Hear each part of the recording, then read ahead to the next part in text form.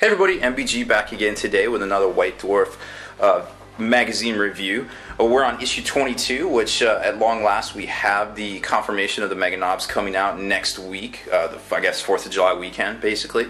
So these are the kids that got spoiled about 5 weeks ago, and I guess everybody's been clamoring for them ever since. I'm here with a special guest, Kenny Boucher of Next Level Painting. What's up, guys?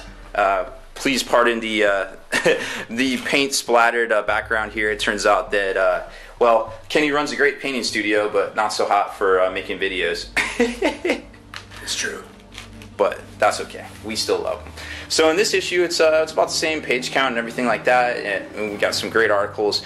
They do this really cool thing where they set up waves of the new Meganobz against a whole bunch of different adversaries, some from Deathwing Terminators to Carnifexes and things like that, just to see, basically forging their own narrative. You know, playing like Gears of War. Yeah, yeah, like the wave assaults, you know. Yeah. It's super cool. It was a fun read because it's just like the way they word it. It's just, well, it's the basic reason why we keep playing this game. It's just, you know, we become invested in the narrative, so to speak.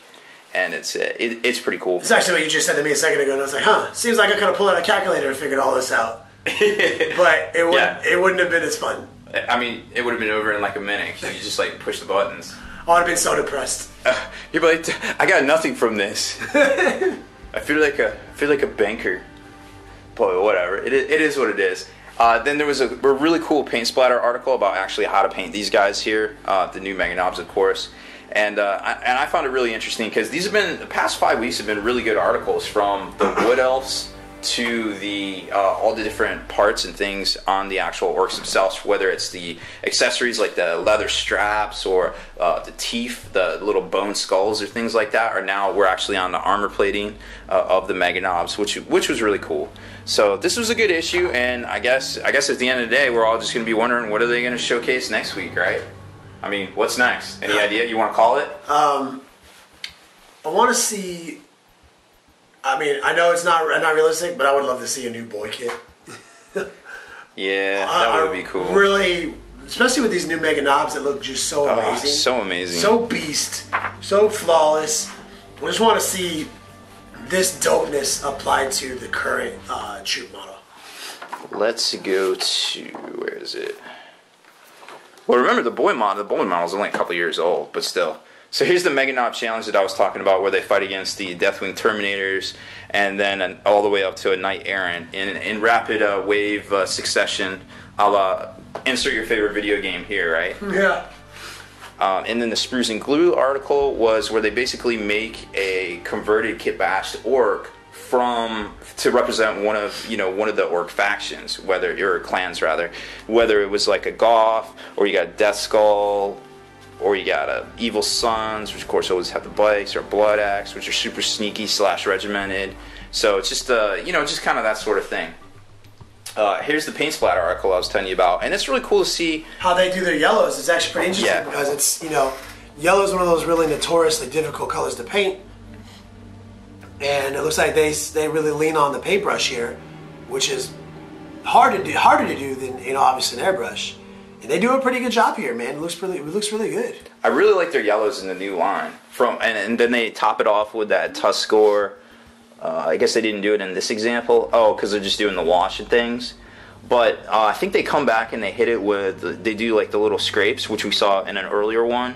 Those little like notches right there with, I think it's Tuskegor fur, which is a really interesting brown that's got a lot of yellow layered into it, which is, browns and yellows are really close to each other, and oranges and things like that on the color wheel. So it's always super helpful to keep that in mind when you're painting yellows. As it is definitely, what would you say the most difficult color is to paint for you, being a professional painter and all? I mean, definitely yellow's high on the list, and actually painting blue on a large scale is another difficult one. Really? It's one of those colors that if you add white to it, it just doesn't, true. It's not blue anymore. So I mean, to get a good blue, but yellow, I would say yellow is the most notorious. Yellow is definitely the most notorious, that's for sure. Some interesting little teleporter blasted kind of things here. Grot Flesh, we hadn't seen that yet. Oiler Squig, you remember that little limited edition? I do. And now he's a plastic fade. That's kind of cool. I don't know what he does because I haven't fully read the Orc Codex yet. I love these things, these kill saws. Holy cow. Yeah, those things are really awesome looking. Yeah, they're just brutal. I mean, they're basically like a chain fist, rules-wise, but... It, like, looks like how I would imagine a chain fist that if I was gonna make.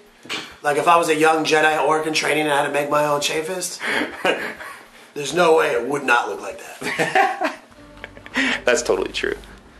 So then that's pretty much it. Just some more, you know, just some office stuff in the back. This paint job right here, like, I can't... Which one? That one? This just came out amazing. Yeah. I mean, what is that thing? Is that a Kilocan? It's just a converted Meganobz. Yeah, just with an armor front plate instead of the actual little dude right there. That is really cool. Yeah, it's super cool looking. This new kit is gonna be it's gonna probably be pretty groundbreaking as far as, like, you know, these things have been so long in coming. We got the shock attack gun, which was a great metal kit, but it was very hard to keep together, and now the detail is just... Are these bases the same size? No, that's an old 25, that's a 40, that's a 40, and so there's your progression in Meganobz, as a matter of fact, right there. Wow, I was like getting nervous. I was like, are they putting these Meganobz on 50mm bases? I actually thought that at first too, but judging from all the pictures and then seeing that right there, it definitely looks like it's 40. So that's good to know, because that would just be very difficult to fit in anything, honestly. Because you already got like so many 25 mils running around the table as it is. Yeah. But it's, I mean, that is an interesting progression. They have come a long way, and they are awesome. Yeah. And I can't wait to get my hands on a few of these. I mean, you're talking 25 years right here apart, 88 to 2014. Oh, man. So basically in 25 years, imagine what we're going to be playing with in 25 years from now. Holograms. Yeah, holograms. It's going to be like that Star Wars chessboard. Oh, yeah, dude. With any luck, it's like the Star Trek holodeck. Oh, wow. And I just be the Orc. I don't think that's good for any of us. Who gave that guy power? Shoot. All right, well, I think that's it for this one. Just some tidying up and things in back here, and not too many, you know, ideas about what's going to be next week. So, but we will see something soon, and I'm sure they'll keep the juice going, because it's been since February. We've had a new release every week. What do you think about the Looted Wagon? Do you think that's going to come out? I think that's a exclusive website exclusive thing. You can buy it. It's like maybe 2 sprues or 3 sprues or something. I actually haven't looked because I have so many of those parts already, but that I think that's what they said last week. Very cool. Yeah, I'm loving me some Death Rollers. Well, that's it for this one. Special thanks to Kenny, our esteemed special guest. Yeah, thanks for having me. Yeah, well, you know, thanks for having me. This is your studio. Sure, we are playing 40K all weekend and having a bunch of fun out here. Durham, North Carolina. Yep. All right, guys.